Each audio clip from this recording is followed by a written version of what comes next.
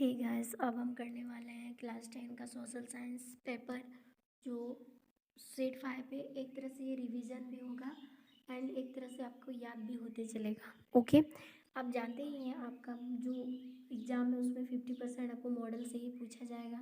Okay, तो चलिए question को देखते हैं। ठीक है, पहला है, इसमें बोला है कि अति लघु प्रश्न में से किन्हीं 5 प्रश्नों के उत्तर देने हैं जो 10 मार्क्स का रहता है। सबसे पहले, पशुओं में फ्लेग की तरफ फैलने वाली बीमारी क्या होता है? यहाँ से आपको पूछेगा ही पूछेगा, वो क्या है? रिंडरपेस्ट है जो पशुओं में फैलता है। ओके, इसका नेक्स्ट क्वेश्चन है, भाप इंजन का आविष्कार किसने किया था? यानी भाप इंजन का आविष्कार किसने किया था? जेम्स वाट ने किया था। नेक्स्ट क्वेश्चन है, भारत में जाने वाले किन्हीं 4 रोपण फसलों के नाम लिखिए। तो भारत में कौन कौन से उपजाऊ की जाती है? तो पहला है कि रबर, कॉफ़ी, गन्ना और केला, ये भारत के उपजाऊ फसल है। ठीक है, नेक्स्ट क्वेश्चन है 4 नंबर, खनिज क्या है? खनिज क्या है? तो खनिज प्रकृति रासायनिक यौगिक है, प्रकृति में मिलने वाला रासायनिक यौगिक है। इनमें संगठन और संरचना स्वरूप में समानता पाई जाती है और ये सेलों और एस्को के अवयव है।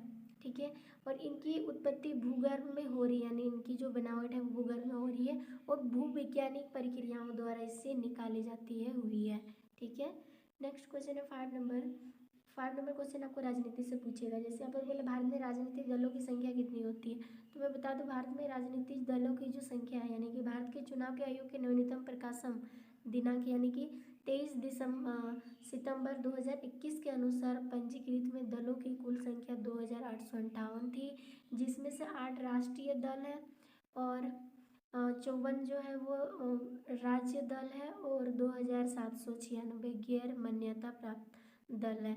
तो वर्तमान में कुल जो है भारत में वो कितने हैं? 2858 थी, जिसमें से 8 तो राष्ट्रीय दल होंगे, 54 राज्य दल होंगे और 2796 जो गैर मान्यता दल होंगे। नेक्स्ट क्वेश्चन है 6 नंबर में, बहुजन समाज पार्टी के संस्थापक कौन थे?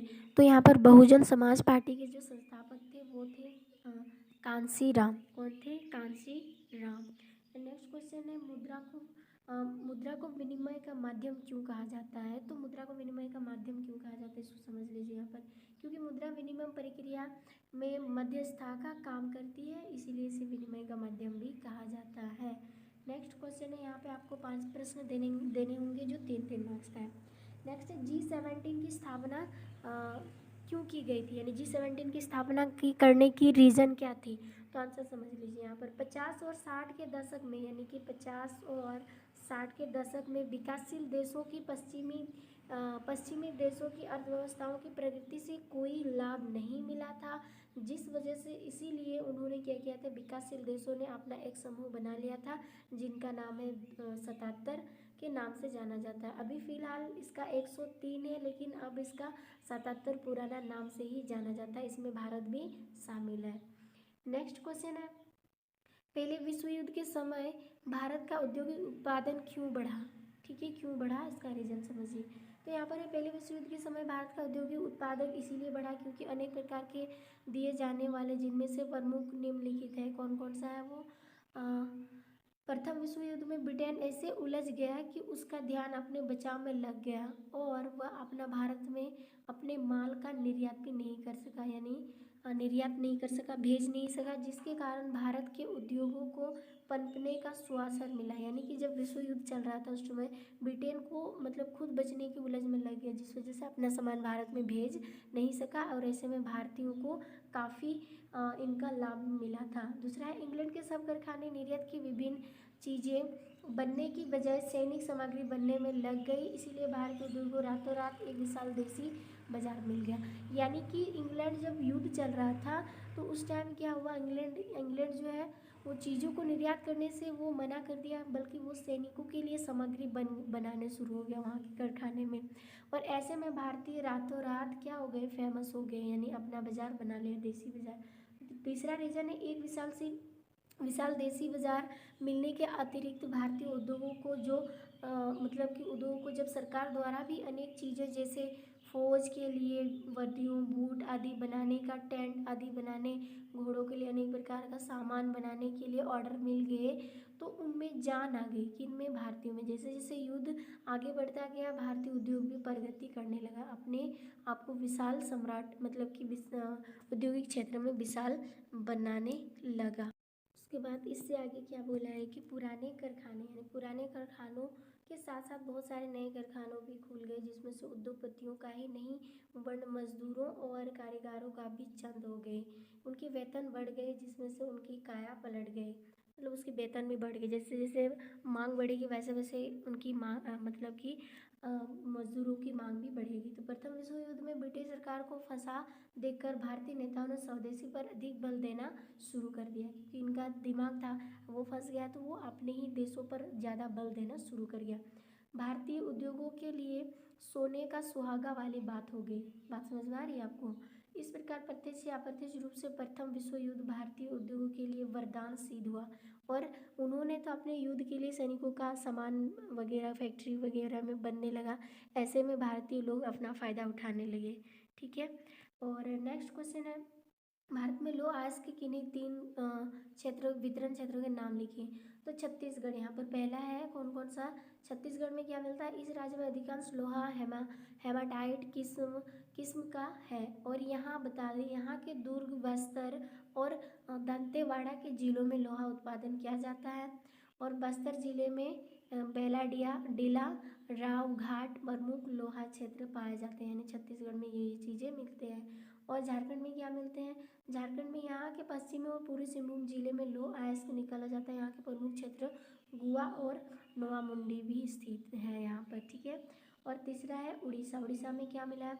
तो यहाँ के सुंदरगढ़, कयमझर और मयूरभंज जिले में लोहा उत्पादन मिला है, लौह अयस्क यहाँ से मिले हैं। ठीक है, नेक्स्ट है कि 11 नंबर क्वेश्चन, इसमें बोला लोकतंत्र में राजनीतिक दलों की ज़रूरत क्यों पड़ती है, यानी लोकतंत्र में राजनीतिक दलों की ज़रूरत आखिर क्यों पड़ती है। तो इसका निम्न कारण है कि लोकतंत्र में राजनीतिक दलों की ज़रूरत निम्न कारणों से होती है। पहली कारण है, विश्व में बड़े बड़े देश हैं जिनमें लोकतांत्रिक व्यवस्था है, क्योंकि इन बड़े देशों में एक व्यक्ति द्वारा शासन संभव नहीं होता। इतना बड़ा बड़ा देश में एक व्यक्ति शासन चला सकता है? नहीं चला सकता। इसीलिए कई लोगों के समूह मिलकर शासन करते हैं। ऐसी स्थिति में लोगों को एक समूह के रूप में संगठित करने के लिए राजनीतिक दल की ज़रूरत होती है। पहली बात तो यह है कि इतने बड़े बड़े देश में एक आदमी से शासन नहीं चला सकता, इसीलिए उनको बहुत सारे लोगों के समूह से मिलकर शासन चलाया जाता है। दूसरी बात है कि लोकतंत्र व्यवस्था में जनता के मतों द्वारा शासन वर्ग का चुनाव होता है, या फिर इसके लिए एक देश या प्रांत को कोई चुनाव क्षेत्र में विभाजित किया जाता है। राजनीतिक दल ही चुनाव में जनता का प्रतिनिधित्व करने वाले अपने उम्मीदवार खड़ा करते हैं और बहुमत मिलने पर सरकार का गठन भी करते हैं। और एक व्यक्ति द्वारा एक क्षेत्र में चुनाव जीतकर सरकार का मतलब कि सरकार का करना संभव नहीं है। ऐसी स्थिति में राजनीतिक दल की ज़रूरत भी होती है। पहली बात यहाँ पर हमने जाना कि क्यों ज़रूरी होता है, क्योंकि इतने बड़े देश में एक आदमी से संभव नहीं हो पाएगा शासन। ठीक है, नेक्स्ट है, थर्ड है इसका, राजनीतिक दल में एक विचारधारा के लोग सम्मिलित होते हैं और जो चुनाव में बहुमत मिलने पर सरकार का गठन करते हैं और पूरे कार्यकाल तक शासन करते हैं। लेकिन अगर विभिन्न विचारधाराओं के लोग जो विभिन्न चुनाव क्षेत्रों से जीत कर सरकार का गठन करते हैं, यदि उनमें कोई मतभेद उत्पन्न हो जाता है तो उनके द्वारा गठित सरकार क्षणिक हो जाती है। ठीक है, और ऐसी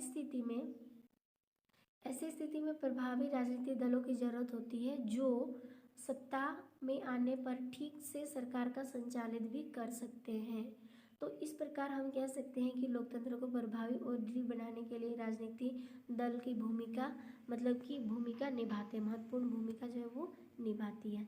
नेक्स्ट 12 नंबर क्वेश्चन है यहाँ पर, इसमें क्या बोला है, लोकतंत्र जो है किस प्रकार सामाजिक विधियों में सामंजस्य स्थापित करता है। तो आंसर होगा यहाँ पर, विश्व भर में एक ऐसा देश नहीं है जहाँ धर्म, जाति, भाषा या आर्थिक स्थिति के आधार पर कोई भेदभाव ना हुआ। ऐसा कोई देश नहीं है जो जाति, धर्म और भाषा के आधार पर कोई भेदभाव यानी कि झगड़ा नहीं हुआ। परंतु यह केवल लोकतंत्र में ही संभव है कि हर प्रकार की विधियों और विभिन्न आपसी मतलब कि सामंजस्य पैदा किया जाता है केवल और केवल राजनीति में, यानी कि लोकतंत्र में ही ऐसा है जहाँ पे ना तो भाषा देखा जाता है, ना देश देखा जाता है, ना समाज देखा जाता है, ना धर्म देखा जाता है, हर प्रकार के लोग समान होते हैं। ओके, और इसका फर्स्ट नंबर है यहाँ पे लोकतंत्र में ही संभव है कि विभिन्न भाषा बोलने वाले लोगों को भी अपनी भाषा विकसित करने का मौका दिया जाता है और हर भाषा के लोग अपनी निजी स्कूल खोल सकते हैं और अपनी अपनी भाषा को प्रोत्साहन दे सकता है। ये केवल और केवल लोकतंत्र में ही संभव है। नेक्स्ट है दिल्ली में कई तमिल स्कूल है, उर्दू स्कूल है, शिक्षा देने वाले स्कूल भी खोले गए हैं। पंजाब तथा अन्य भाषाओं में शिक्षा देने वाले स्कूल भी है। सब मिलकर प्यार से शिक्षा कार्य करते हैं। यहाँ पर केवल और केवल किसमें संभव ये चीज़ें लोकतंत्र में, ठीक, इसीलिए हमारे भारत जो है एक लोकतांत्रिक देश है। दूसरा है लोकतंत्र में ही यह संभव है कि हर आर्थिक तबके को लोगों को बराबर का वोट का अधिकार है। उनमें से अमीरी गरीबी में कोई अंतर नहीं रखा जाता, ये भी लोकतंत्र के अंदर आता है। यह लोकतंत्र में ही संभव है पुरुषों के साथ साथ महिलाओं को भी बराबर का वोट अधिकार है और महिलाओं को अपने व्यवसाय चुनने का भी पूर्ण अधिकार है। ये केवल और केवल लोकतंत्र में ही स्थित है। यह लोकतंत्र में ही संभव है कि हर धर्म के लोग अपने धर्म स्थान बना सकते हैं और अपने ही ढंग से पूजा पाठ कर सकते हैं। ये लोकतंत्र में ही होता है। सरकारी स्कूलों में और कॉलेजों में हर धर्म के विद्यार्थी को बिना किसी भेदभाव के शिक्षा दी जाती है, चाहे वो मुस्लिम हो, सिख हो, हिंदू हो या फिर कोई भी हो, उनको समान शिक्षा दी जाती है और सरकारी नौकरियों में किसी भी प्रकार का भेदभाव नहीं किया जाता है। ठीक है, ये लोकतंत्र का सबसे बड़ी लाभ है। तीसरी है लोकतंत्र की यह संभव बनाता है कि किसी भी जाति के लोग, किसी भी धर्म के लोग बसों, रेलगाड़ियों आदि में इकट्ठा कर सकते हैं और सफ़र कर सकते हैं और होटलों में या किसी भी स्थान पर रुकने से पाबंदी नहीं है। ये केवल और केवल लोकतंत्र में ही होता है। नेक्स्ट है लोकतंत्र में ही संभवत है कि बहुमत यानी बहुदल के लोग अल्प दल के साथ मिलकर चलते हैं और दोनों एक दूसरे की भावनाओं को कदर भी करते हैं। ठीक है, ये है लोकतंत्र की सबसे बड़ी निशानी। नेक्स्ट है विश्वीकरण से आप क्या समझते हैं, ये 30 नंबर क्वेश्चन है, आपने शब्दों में स्पष्ट करना है। तो वैश्वीकरण का अर्थ होता है कि घरेलू बाजार को विश्व बाजार में व्यापार करना, पूंजी, तकनीकी, श्रम और सेवाओं को मुक्त प्रवाह के साथ जोड़ना तथा समन्वय करना। इसका घनिष्ठ संबंध उदारीकरण तथा निजीकरण नीतियों के साथ है। वैश्वीकरण की अवधारणा निम्नलिखित तथ्यों पर निर्भर होती है। विभिन्न देशों के बीच वस्तुओं और सेवाओं का मुक्त प्रवाह, ये पहली है। दूसरा है विदेशी निवेश अथवा पूंजी का मुक्त प्रवाह होता है। तीसरा है टेक्नोलॉजी का मुक्त प्रवाह होता है। दूसरा विश्व के विभिन्न देशों के बीच श्रम का मुक्त प्रवाह होता है। ये 1991 की नई आर्थिक नीति के बनने के बाद ही भारत वैश्वीकरण को प्रोत्साहन मिला है। नेक्स्ट है 14 नंबर क्वेश्चन है कि यहाँ पर बोला जा रहा है बहुराष्ट्रीय कंपनियों को मतलब किन्हें कहा जाता है, बहुराष्ट्रीय कंपनियाँ किन्हें कहा जाता है। तो आंसर हो जाएगा बहुराष्ट्रीय कंपनी वह है जो एक से अधिक देशों में उत्पादन पर नियंत्रण अथवा स्वामित्व बनाए रखते हैं। तो बहुराष्ट्रीय कंपनियां किसको बोलेंगे, वह है जो एक से अधिक उत्पादन, नियंत्रण अथवा स्वामित्व रखते हैं एक से अधिक देशों में। ठीक है, जैसे उदाहरण के लिए पेप्सी, सैमसंग, ग्लेक्सो, पंडस, एलजीपी, ये क्या है अलग अलग देशों में होता है, लेकिन ये कोई एक देश ही इसको संभलता है, स्वामित्व एक ही देश का ही होता है। बहुराष्ट्रीय कंपनियों की प्रक्रियाएं अनेक देशों में फैली हुई है। उनकी मूल कंपनी एक देश में ही स्थित है। उनकी मतलब ये जो कंपनियां ये जो है अलग अलग देशों में बटा हुआ है, लेकिन उसका जो मूल है वो एक ही देश में स्थित होता है। तथा सहायक कंपनियां विश्व में अनेक देशों में फैली होती है इसके सहायक। ठीक है, उदाहरण के लिए ITT औद्योगिकरण उपकरण बनाने वाली एक बहुराष्ट्रीय कंपनी है और ये कहाँ स्थित है फिलहाल, ये है संयुक्त राज्य अमेरिका अनुसंधान केंद्र में है। अपने उत्पादन का डिजाइन तैयार वहीं से करती है और उसके पुर्जे चीन में निर्मित होते हैं। फिर जहाज में लदाकर मेक्सिको और पूर्वी यूरोप में ले जाया जाता है, जहां उपकरण के पुर्जों को जोड़ा जाता है और तैयार उत्पादन को विश्व भर में बेच दिया जाता है, यानी ट्रांसफर किया जाता है। इसी बीच कंपनी की ग्राहक सेवा का भारत में स्थित कॉल सेंटरों के माध्यम से संचालन भी करता है। तो इसको क्या कहते हैं, एक तरह से वैश्वीकरण में भेजा जाता है अनेक ठीक है, अनेक जगह पर। अब यहाँ पर देखिए बोला क्या है कि किन्हीं 3 प्रश्नों के उत्तर देने हैं। तो पहला है कॉर्न लॉ के समाप्त करने के बारे में ब्रिटिश सरकार के फैसला का प्रभाव मतलब कि प्रभावों की व्याख्या करी। तो आंसर हो जाएगा यहाँ पे ब्रिटिश पार्लियामेंट में 19वीं शताब्दी में जो कानून अपने भूस्वामी के हितों की रक्षा के लिए पास किए थे उन्हें कॉर्न लॉ कहा जाता है। और इन कॉर्न लॉ के द्वारा विदेशों में खाद्य पदार्थों के आयात पर पाबंदी लगा दी गई थी, खास करके मक्का पर, ठीक है, लगा दी गई है। इस पाबंदी के परिणाम स्वरूप जब ब्रिटेन में खाद्य पदार्थों के मूल्य बढ़ने लगे तो लोगों में हाहाकार मच गई, क्योंकि अगर ब्रिटेन में अगर उस चीज़ को पाबंदी लगा देगी तो उस चीज़ वहाँ पर वो चीज़ें मांग बढ़ेगी और ऐसे में हाहाकार बढ़ेगा, हर चीज़ डबल डबल हो जाएगा और मच गई और विवश होकर सरकार को ये कानून हटाना भी पड़ा। इस कानून के हटने से कुछ महत्वपूर्ण प्रभाव देखने को मिले थे। इसमें से एक पहला महत्वपूर्ण प्रभाव क्या है, खाद्य सामग्री सस्ती होगी जिससे साधारण और गरीब जनता भी खूब लाभ कमा सकते हैं। ये पहले इसका क्या है, लाभ हुआ, यानी कि प्रभाव देखने को मिला जब वो कानून कॉर्न लॉ हटा दिया गया तब, ठीक है। जब बाजार से खाद्य पदार्थ सस्ते दामों में इंग्लैंड आने लगे तो वहाँ के भूस्वामी बर्बाद हो गए, कहाँ के, इंग्लैंड के, ठीक है। बहुत सी भूमि उपसर यानी उसर हो गई और खेती करने वाले बहुत से किसान भी बेरोजगार होने लगे। ऐसे बहुत से ग्रामीण लोग नौकरी की तलाश में शहरों की ओर भागने लगे, जिससे शहर जो है शहरों की हालत भी खराब हो चुकी थी कॉर्न लॉ के हटने। 16 नंबर इसमें बोला है कि आधुनिक लोकतांत्रिक राजनीतिक दलों के बिना क्यों नहीं चल सकता। तो पहली बात तो यह है कि अगर दल ना हो तो सारे उम्मीदवार स्वतंत्र निर्दलीय होंगे, तब इसमें से कोई भी बड़े नीतिगत बदलाव के बारे में लोगों की चुनावी वायदे करने की स्थिति में नहीं हो पाएगा, ठीक है। सरकार बन जाएगी पर उसकी उपयोगिता संदिग्ध होगी। दूसरी है निर्वाचित प्रतिनिधि सिर्फ अपने निर्वाचन क्षेत्र में किए गए कामों के जवाब दे होंगे, लेकिन देश कैसे चले इसके लिए कोई उत्तरदायी नहीं होगा। ये बात है पहली। तो दूसरा है कि हम गैर दलीय आधार पर होने वाले पंचायत चुनाव का उदाहरण सामने रखकर भी इस बात की परख सकते हैं, इस बात की जान सकते हैं। हालांकि इन चुनाव में दल औपचारिक रूप से अपने उम्मीदवार नहीं खड़े करते हैं, लेकिन हम पाते हैं कि चुनाव के अवसर पर पूरा गांव कई खेमों में बढ़ जाता है और हर खेमा सभी पदों के लिए अपनी उम्मीदवारों का पैनल उतारता है। राजनीतिक दल भी ठीक यही काम करते हैं। यही कारण है कि हमें दुनिया के लगभग सभी देशों में राजनीति दल नज़र आते हैं, ठीक है, दल नज़र आते हैं। और यहाँ पर कह सकते हैं कि चाहे वो देश बड़ा हो या छोटा हो, नया हो या पुराना हो, विकसित हो या अविकसित हो, लेकिन राजनीतिक दल होता है। राजनीतिक दलों का उदय प्रतिनिधित्व पर आधारित लोकतांत्रिक व्यवस्था के उभर के साथ जुड़ा है। जब समाज बड़े और जटिल हो जाते हैं तब उन्हें विभिन्न मुद्दों पर अलग अलग विचारों को समेटने और सरकार को नज़र में लाने के किसी माध्यम या एजेंसी की ज़रूरत भी होती है। विभिन्न जगहों पर आए प्रतिनिधियों को साथ करने की ज़रूरत होती है ताकि एक जिम्मेवार सरकार का गठन हो सके। उन्हें सरकार का समर्थन करने या उस पर अंकुश रखने या नीतियाँ बनाने और नीतियों का समर्थन अथवा विरोध करने के लिए उपकरणों की ज़रूरत भी होती है। प्रत्येक प्रतिनिधित्व सरकार की ऐसी भी ज़रूरत होती है जहाँ राजनीतिक दल उनको पूरा करते हैं, ठीक है। तो इस तरह से हम कह सकते हैं कि राजनीतिक दल लोकतंत्र की अनिवार्य होना जरूरी है। 17 नंबर क्वेश्चन है, ऋण के औपचारिक और अनौपचारिक स्रोतों में क्या अंतर है। तो चलिए देखते हैं इसका क्या अंतर है। पहले ऋण के औपचारिक स्रोत को देखते हैं। इसके अंतर्गत ऋण वे स्रोत शामिल होते हैं जो सरकार द्वारा पंजीकृत होते हैं। इसके अंतर्गत सरकार द्वारा पंजीकृत ऋण ही सम्मिलित होते हैं। इन्हें सरकार नियमों और विनियमों का पालन करना पड़ता है। ये स्रोत हैं बैंक और सहकारी में समितियाँ हैं, ठीक है। इसका नेक्स्ट है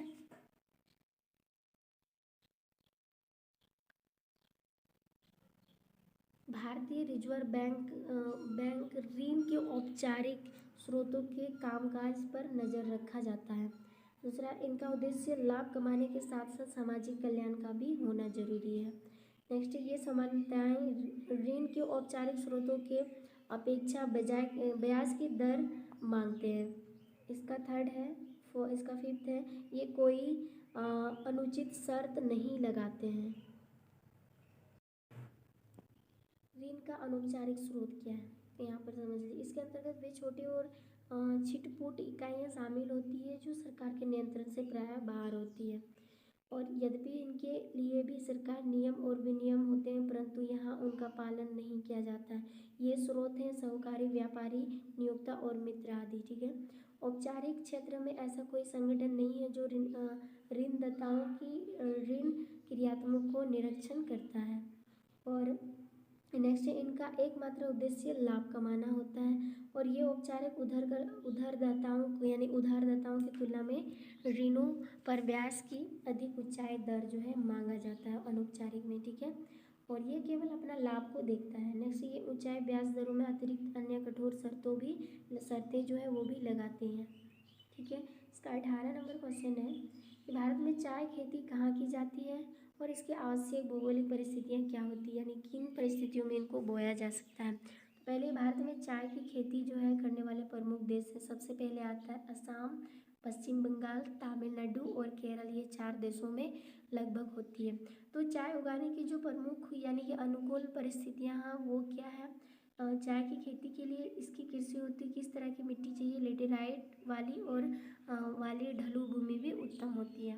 इसके लिए कुशल एवं सस्ते श्रमिकों की आवश्यकता होती है।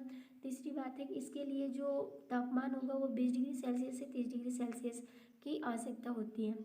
और यह कम से कम 150 सेंटीमीटर से 200 सेंटीमीटर की वार्षिक वर्षा के लिए उपयुक्त होता है। ठीक है। ये चीज़ें हैं इनकी भौगोलिक परिस्थितियाँ। 19 नंबर क्वेश्चन है, ये मैप से संबंधित है। भारत के दिए गए रेखा मानचित्रों को पढ़कर चिन्हित क्षेत्रों को सामने जो है उनका लिखना है।